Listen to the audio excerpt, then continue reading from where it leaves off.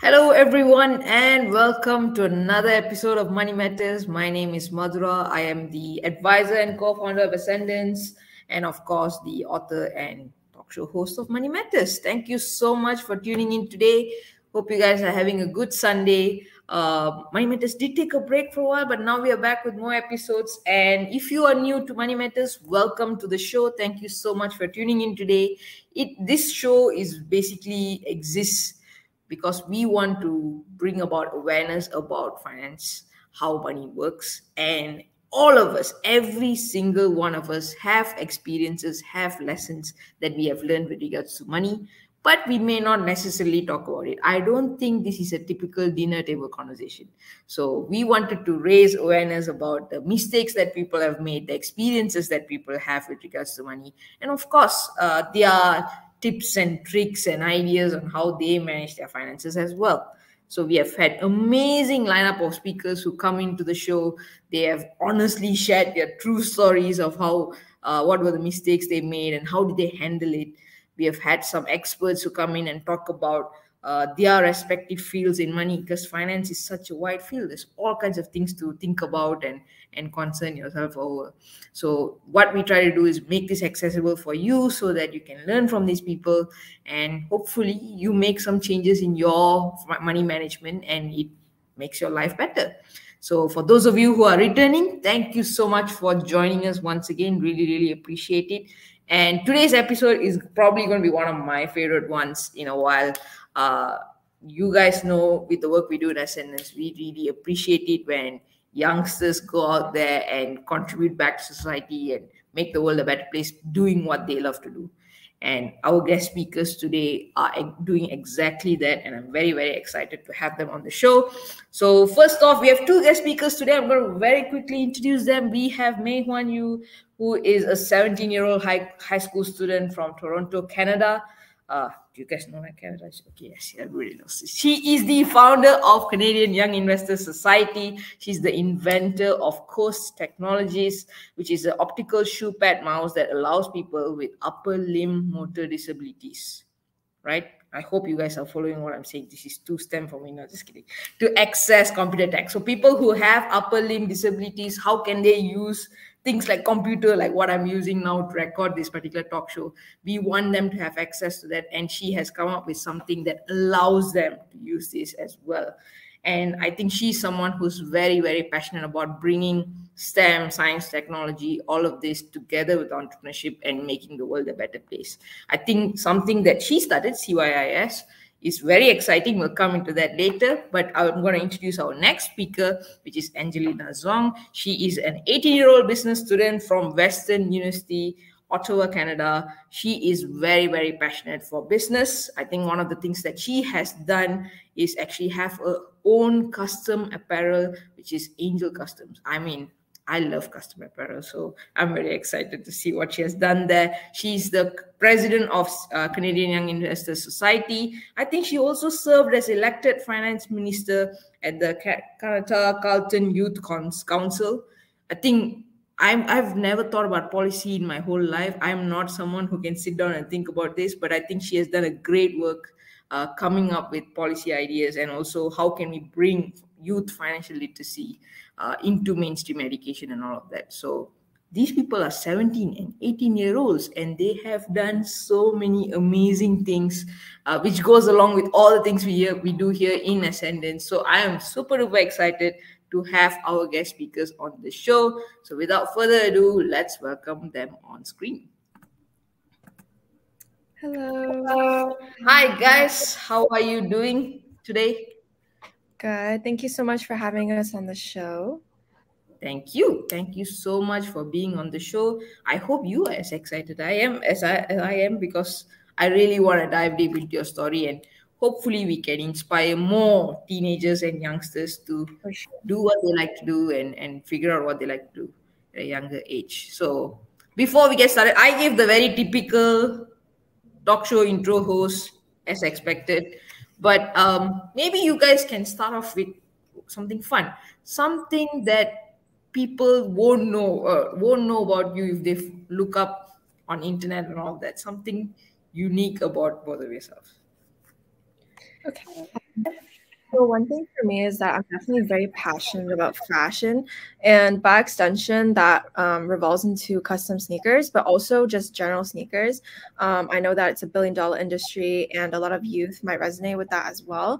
But at first glance, unless I'm wearing my kicks, I don't look like someone who would be wearing those kinds of shoes. So yeah, people are definitely very surprised when they found out that I have a business that revolves around it, and that it's one of my central passions. Well, you're right. I would not have thought about it unless you said so. Good one. Good one. All right, Meihuan. Yeah, so I'm also into fashion, but I think that Angelina touched upon that greatly. So for me, I would say something really interesting is a few years ago, me and my sister and a few other students from my school, we started a rock band, and I play bass guitar in a rock band called Mayday, and we perform at like restaurants and different events. But yeah, I just really, really love rock music, and I love playing guitar, so that's something pretty interesting, I think. Amazing. Oh my God. You so whatever you said like resonated because my teammate and the current CEO of Ascendance, Harsha, also plays like bass guitar, and she also had a band when she was in high school. So I'm very, very this is such a good story. All right, okay. You guys did a great job. I would not have expected bass guitarists in a rock band and Sure. fashion. Fashionista, thank you so much for giving that small insight to all of our guest our viewers today.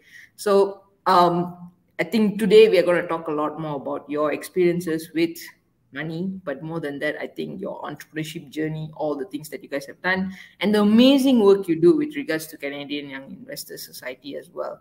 So before we go into all of that, I'm going to get started with asking a little bit about my favorite question to all of my guest speakers because it puts them on the spot. Not all of them come back to the show because they were too tortured at this question, but I'm going to try my luck anyway. I think you guys will be fine. I think you guys will be fine, which is, I should do a drum roll for this the next time. But oh well. What is the biggest money mistake that you have made? I understand that you guys have been alive for 18 years, 17 years respectively, so it's not too many things probably, but what is the biggest one in you so far for you guys? Yeah, so for me, when I opened my first banking account when I was 15, I was under the impression that savings was like a great place to put my money. And I'm talking like an ordinary low interest yield savings account when I should have put most of the money that I got from my business or from my family, like for Christmas or something, into a high yield saving account. And opening that as soon as I turn 18, or even if I'm even younger. And I feel like that if I started that earlier through my parents, they can open one for you, especially in Canada. That would have been a lot more helpful, and I would have had a little bit more money by now. Wow, very nice. I can guarantee you most of most young people won't even know what is a high yield savings account. Yeah. The fact that you can recognize that is amazing. Meihuan, something similar, something else? Yeah, so I would say my biggest money mistake is when I was 15 years old, I started my own business and I got like my first earning amount. And after that, I thought I would try my hand at personal investing. So I picked a stock that I didn't really know anything about just because I heard online, like, oh, it's a great stock to invest in right now. But it was in the aviation industry. And at that time, I didn't know much about it. So I invested I think like more than half my earnings into that stock. And it ended up like not doing really well. And I ended up losing a lot of money because of it, because I decided to like trust random internet sources instead of investing in a stock that I knew more about. So I would say that is for sure one of my greatest like money mistakes. Wow. I mean, that brings me to, I guess, my questions for you guys. You were sharing, Mehwan, that you actually invested your earnings into the stock, and I can get most of the people would probably begin exploring this when they are in tertiary education, so they're in college or university. That's when they're talking about it. At least that was my personal experience when I was in school. I had one friend who did this whole reading investment books, but literally nobody else knew about it. So I was not exposed to these topics. So it's very interesting to see you talk about I invested in this, and you're learning lessons people learn in their 20s and 30s or 40s even. You're learning it much earlier. So is this something that has always been a part of your life? Have you always been kind of exposed to these ideas?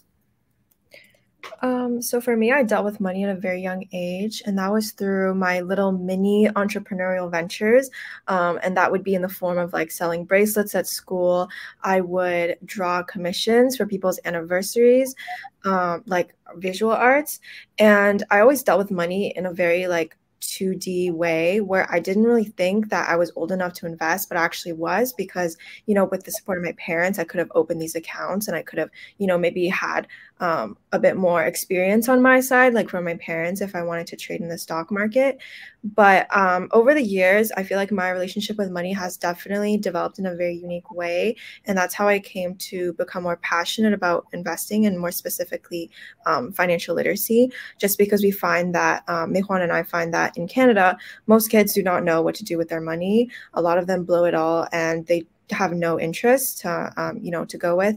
And that also leads and segues into post-secondary education and how are they going to develop the skills by the time they're 18 to finance their education and finance their future, which can be, a huge determining factor of how their future plays out, as well as how they will achieve financial security when they're older.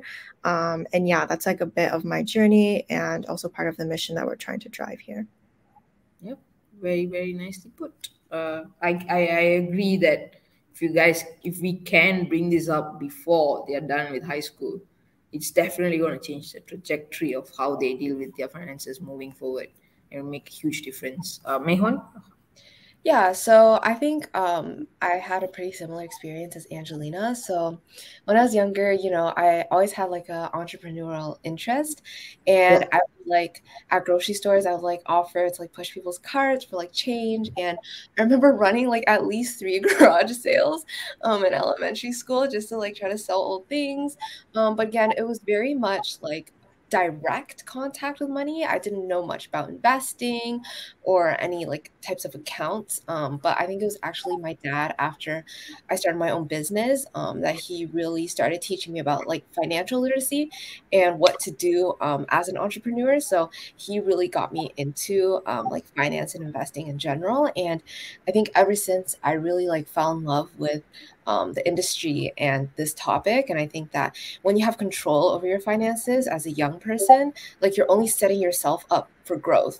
It's one of the, I think, most important life skills, like cooking or cleaning. It's a life skill. So I think that I'm really grateful to be raised in such an environment. But yeah, that's what we do at C.O.A.S. We just really encourage everyone to just learn this great life skill of having financial literacy. I think there have been many people, individuals, and organizations who do a lot of work with regards to bringing up financial literacy and especially with youngsters, teaching them. I personally have seen many organizations come up where they do classes and all of that, but it may not necessarily engage the young in a way. Many people say, "I did this thing," but they looked completely uninterested. But you guys seem to have kind of like caught on and like really, really get engaged in this. Do you feel that your experience in entrepreneurship is what kind of led that interest with regards to financial literacy? Or is it financial literacy on its own is sufficient to get people excited, get youngsters excited?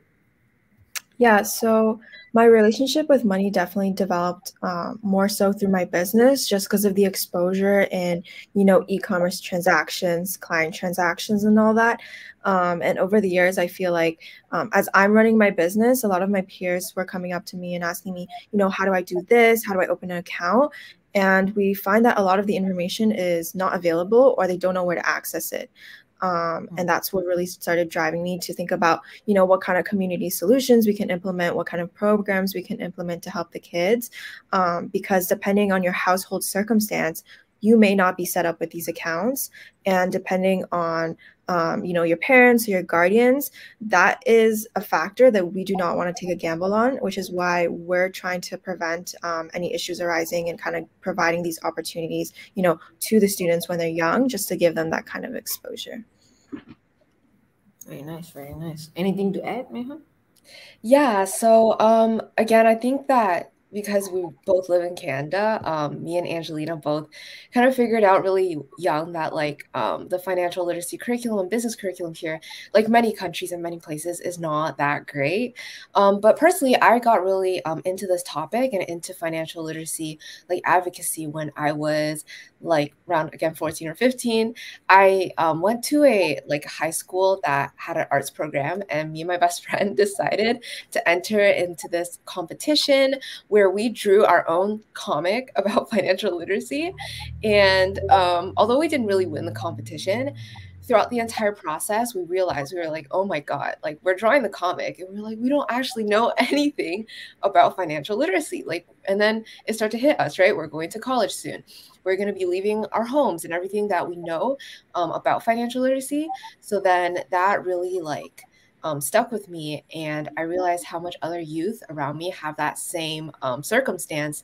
And I'm like, why don't we just take matters into our own hands, and as youth, for youth, build a network and a community where such an important life skill can be explored. So that's kind of how I got started too. It's very interesting to see how you guys share that you had something else going on, but that kind of spins off and gets you to learn more things. And I think that's what's so exciting about.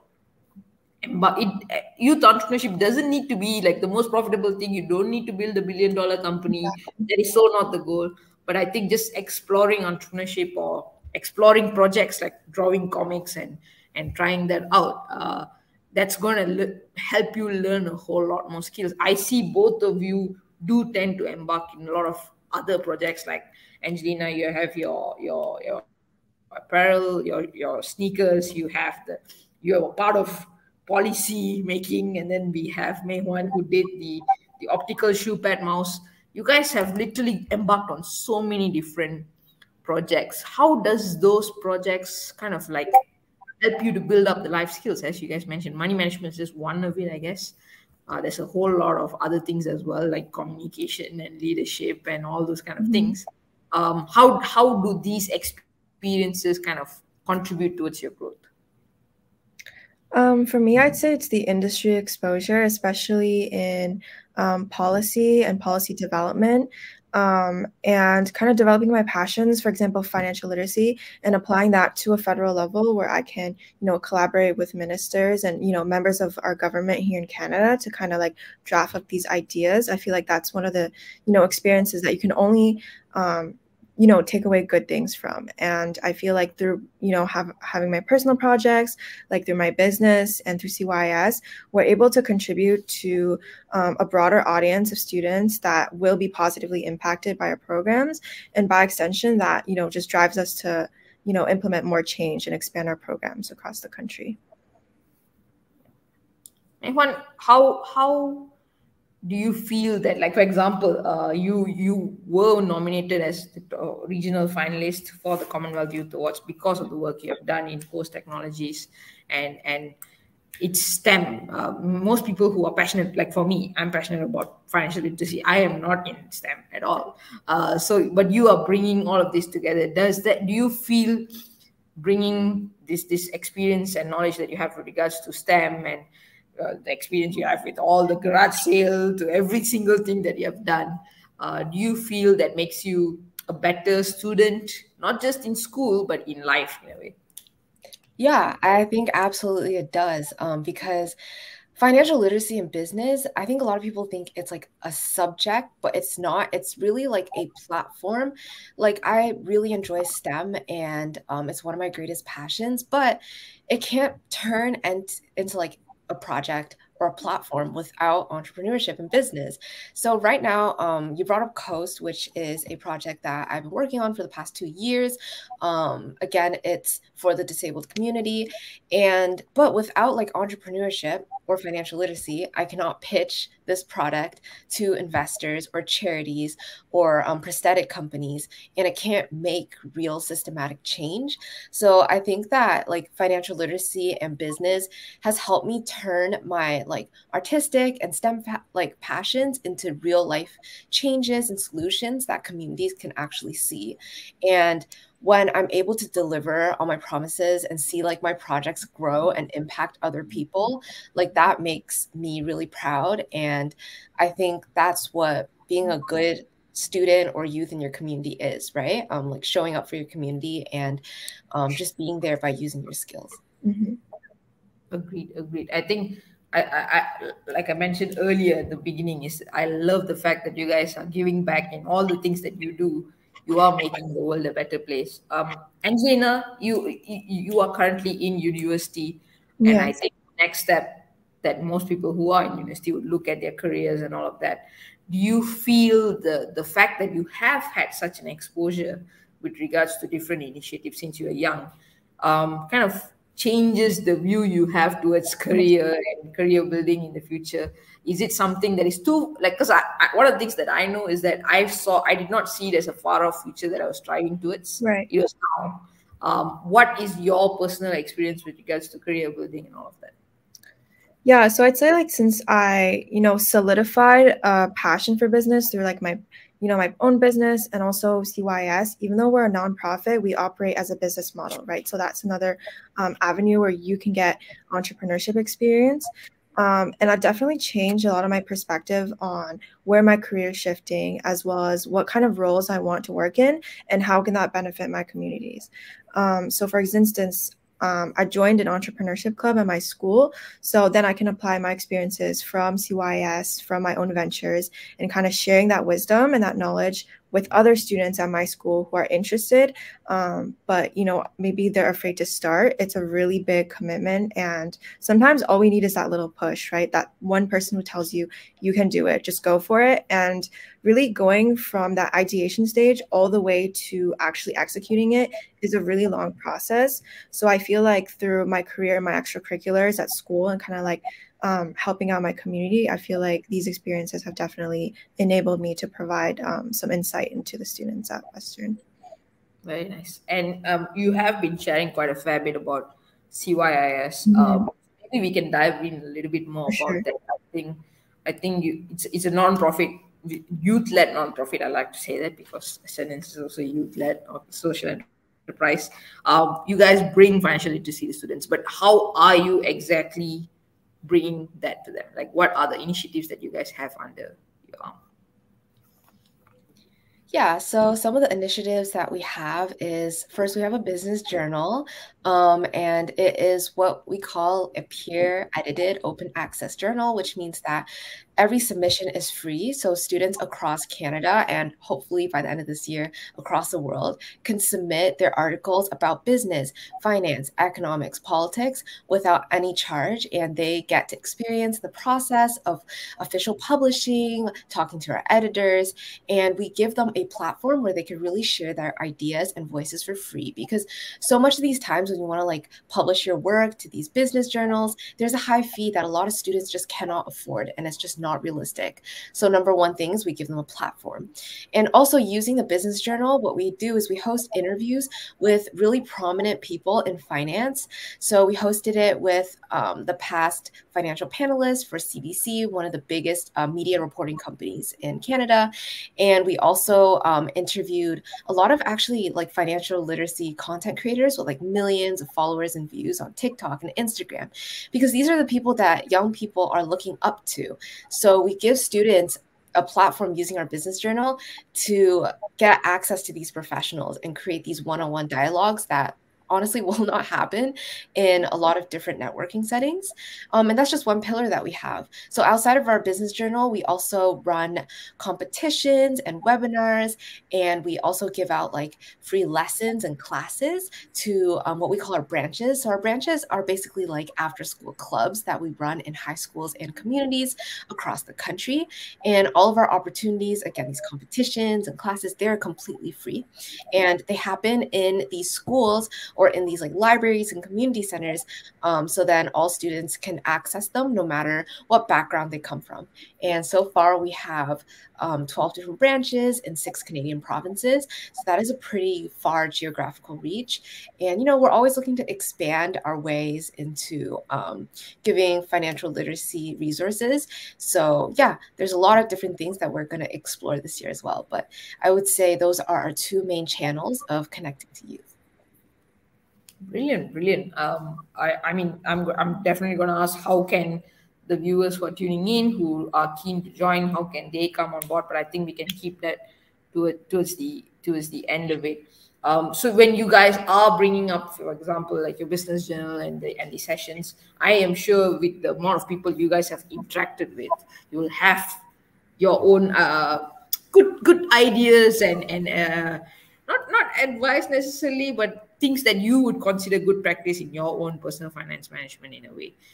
So let's go into that a little bit. Like, what do you guys see is some of the important things that you can apply when you are a student? Because I think many people see that, like, for example, like insurance usually is not a thing when you talk about when you're a kid. You usually wait for you when you're 18 to look at your own things. Before that, your parents are taking care of it, so they may not necessarily see the importance of it. So what are some of the things that young students can do to kind of get a bearing on their own money management? Mm-hmm. For me, I think it always starts at the financial institution that you're choosing to use. And that could be comparing rates, comparing interest rates, or, banking fees. I know that youth do sometimes when they get their first job, they incur a lot of transactions, and some bank charge additional fees for up to $5 on these transactions, whereas a different financial institution may give it for free. And a lot of parents kind of just pick whichever one is convenient or whichever branch they currently bank with. But one thing that I find, which is another common mistake, is not really fully evaluating your choices when it comes to selecting which account or which bank you want to open an account with. And secondly, again, opening that savings account, that high interest savings account, banks are always running promotions throughout the year because they always want to acquire you as a client early, right?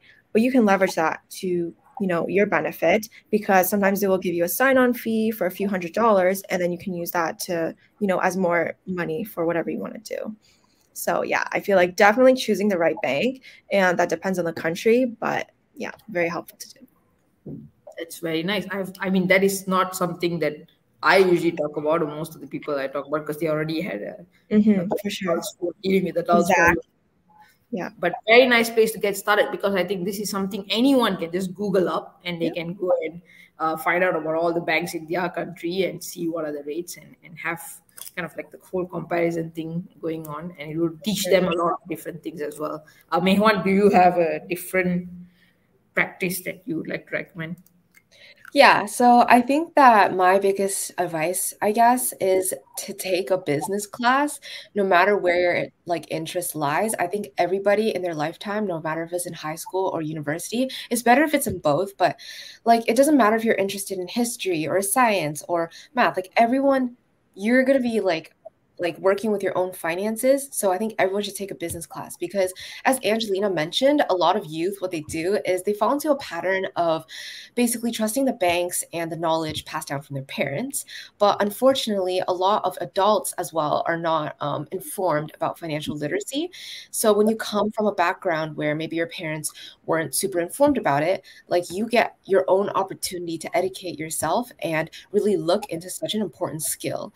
And I think if everybody took a business class, they would also consider entrepreneurship and having different streams of income as another way to look at their career. Because I think climbing the corporate ladder and finding a job is just one way to do things. And a lot of people are so doubtful on entrepreneurship at any age that I think it's just not really good to always have one stream of income. So taking a business class at no matter how old you are or what your interests are, it guarantees that you are educated about where your finances are going. And it also makes you informed and knowledgeable and capable that, hey, maybe I can look at starting my own business, or I can look at joining someone else's business. And it just opens your career that much more. Wonderfully shared. I think that is definitely something you can do. And I think many of us discount the risk lesser risk that you have when you are a student, because you don't need to worry so much about putting food on your table. You don't need to worry so much about making it and covering the bills. And that kind of gives you the freedom to explore, and like you said, explore the different streams of income and different businesses and all of those kind of ideas that you may have. Very, very, very relevant advice for youngsters out there. So I'm sure those who are watching right now, you guys would be keen to know what are the different ways you can engage with C.O.A.S. and also the other initiatives that you guys run. Angelina, I'm sure there will be people who might be keen even in your custom apparel. So just let us know where we can reach out to you guys. What are the things that we can work with you guys on to engage? So speaking for C.O.A.S., we're currently recruiting for international branches, and that is a goal of ours to kind of implement our financial education across the world and kind of expand beyond Canada. And what that can look like for you on different levels as a student is you can start your own branch where you can actually empower the people in your community and teach them, these skills and these practices, while also gaining an extensive network of not only Canadian business students, but international business students, because we're all very passionate. We're all very driven, and kind of being in that, circle of like-minded people is very helpful. And you can always reach out to us on LinkedIn at the Canadian Young Investors Society, or on Instagram, and as well as Facebook. The links are also in the description. You guys can check that out as well. For sure. Meihuan, anything else? Any other initiatives that you guys are running that people can get in touch with? Yeah, so one initiative I think will be beneficial to anyone in the world is that we're running a college admissions webinar free of charge, of course, really soon on October 15th at 4 p.m. EST. It is mainly targeted towards Canadian students, but I think it's for any international student who wants to consider going to top 20 schools in the US. We're featuring the admissions officer for UPenn, Madeline Jacobs, and we also have a panel of students from like Ivy League students, Harvard, Princeton, Berkeley, on our panel. And I think that everyone can gain so much insight. So if you're interested, definitely sign-ups are on, again, our website and Instagram. And we welcome everyone across the world to tune in for sure. Beautiful, beautiful. Thank you so much. I think these are great ways for students here in Malaysia to get in touch with you guys, and also anyone else who's tuning in. If you're an adult who's watching this and you want to support the amazing work they do, I think you guys can also check out their website and go and support the work they do, because as much as we youngsters are working on our initiatives, we need the whole community to come together to support it and bring it to the next level. So any support is appreciated. Even if you guys are just doing a shout out and sharing this particular interview to people you feel who would be interested, that would mean a lot to us. So Angelina, Meihuan, thank you so much. You guys shared very, very valuable insights. I personally enjoyed talking to you guys. Any last words for our audience today? I would encourage anyone, even if you're young, if you're a bit older, to start that money conversation if that has not already existed in your life. Depending on the family, depending on your own circumstances, it can be really tough to start that conversation. But take this webinar as your little push to take that first step. If you wanted to consider entrepreneurship, take that first step, start thinking about it. You can always reach out to either one of us via LinkedIn, on Instagram. So feel free to ask for any advice. We're always here to support you, and best of luck in your ventures. Yeah. Meihuan, anything else to add? Yeah, so I think my message is for students and for all students out there, like taking risk is such an important part of your journey. And if you have like a business idea, if you have what you think is a silly idea, I think exploring it is like a fantastic way to gain knowledge, because learning is not just inside a classroom, it's also about your life experiences.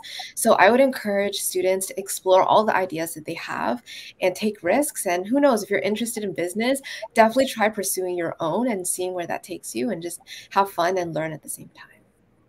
Beautiful, beautiful. Those are very nice messages. I'm going to take that for myself as well. Thank you so much, guys, for joining us in Money Matters today. I really, really appreciate your time. All the best in all of your upcoming ventures. I'm sure we'll see you guys a whole lot more in our network in Ascendance, and wishing you guys all the best, and congratulations on all the amazing work. Thank you. Thank you for And having us. yes, thank you so much for tuning in, everybody. This is another episode of Money Matters. We will see you guys soon in the next episode. Signing off. Bye-bye. Bye.